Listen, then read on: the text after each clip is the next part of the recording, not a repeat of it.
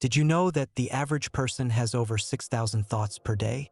According to a study by Queen's University in Canada, our minds race from one idea to another, many of them repetitive, anxious, and unproductive.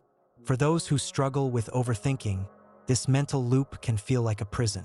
It steals peace, disrupts sleep, and even impacts relationships. If you've ever laid in bed replaying a conversation or worrying about something out of your control, you're not alone.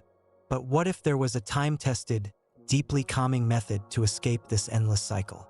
This is where Zen steps in, not as a quick fix, but as a way of being. Overthinking isn't just a mental habit, it's a form of suffering. The more we analyze, predict, compare, and replay, the more disconnected we become from the present moment. We spiral into what-ifs and should-haves, often believing that thinking more will somehow solve the problem. But it doesn't. Keeps us stuck. What Zen offers isn't advice on what to think. It teaches us how to relate to our thoughts in a completely different way. Zen doesn't ask you to force the mind into silence. Instead, it invites you to observe the mind, befriend it, and slowly dissolve its grip. In Zen Buddhism, thoughts are seen like clouds passing through the sky. They appear, shift, and vanish. You are not the clouds. You are the sky. Zen teaches that thoughts are not enemies to be defeated, nor truths to be worshipped. They are temporary, and the more you try to push them away, the more power they gain. Zen invites you to sit, breathe, and watch, to become aware without reacting. In this stillness, overthinking begins to lose its hold, not because you fixed it, but because you stopped feeding it with resistance. The core practice of Zen is Zazen, or seated meditation.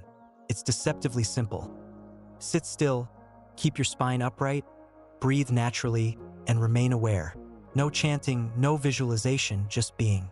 As thoughts arise, you acknowledge them and gently return to your breath or your posture. You don't judge, you don't chase, you don't suppress. This act of coming back again and again is the medicine. Over time, you build a space between you and your thoughts. That space is peace. That space is power. There's a famous Zen story of a monk who asked his teacher, "How can I stop my mind from overthinking?" The master replied, "Bring me your mind and I'll put it to rest." The monk searched within but couldn't find anything he could truly call his mind. Finally, he returned and said, "I have searched, but I cannot find it." The master smiled and said, "Then I have already put it to rest." This story isn't just clever, it's pointing to a deep truth. Overthinking loses its strength when you stop identifying with it. Zen isn't confined to a cushion or monastery. It flows into your everyday life, walking, eating, working, even washing dishes. When you bring full attention to the moment, overthinking naturally fades into the background. Try it. When you drink tea, just drink tea. Notice the warmth, the scent, the taste. When you walk, just walk. Let your feet feel the ground. This doesn't just reduce anxiety, it brings you back to life. The past dissolves. The future softens. Only now remains, and now is rarely the problem. It's our thoughts about now that disturb us. One of the most profound teachings in Zen is the art of acceptance. Not passive resignation, but radical, conscious acceptance of what is. Overthinking often stems from resistance. We want life to be different, people to act better, our past to be erased.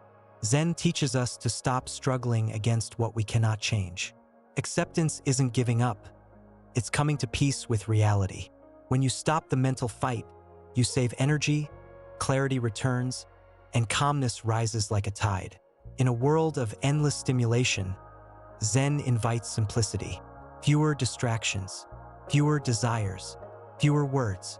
It's not about having less, it's about needing less. Overthinking thrives in chaos and complexity. But in the still, uncluttered space of Zen, the mind quiets down. Clean your space. Breathe before you speak. Do one thing at a time. These may seem small, but they carry deep impact. Simplicity isn't emptiness. It's clarity. And clarity is the opposite of overthinking. Don't expect Zen to fix you in a day. It's not a hack. It's a practice. Start with 5 minutes of Zazen a day. Notice your thoughts, feel your breath, let go of judgment. Slowly, the the fog of constant thinking begins to lift. You'll find yourself reacting less, breathing deeper, sleeping better. You'll start to see the mind as a passing storm, not a master to obey. Peace comes, not because the storm stopped, but because you're no longer in it. You're watching it from the shore. If your mind feels like a cage and your thoughts are the bars, Zen is the key. Not by force, but through awareness. Not by escape, but by presence. You don't have to be a monk. You just have to begin. So light a candle, sit in silence, and breathe.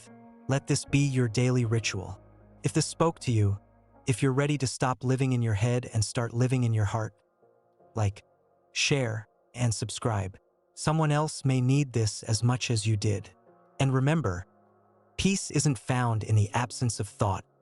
It's found in your relationship with it. Begin the Zen way and free yourself one breath at a time.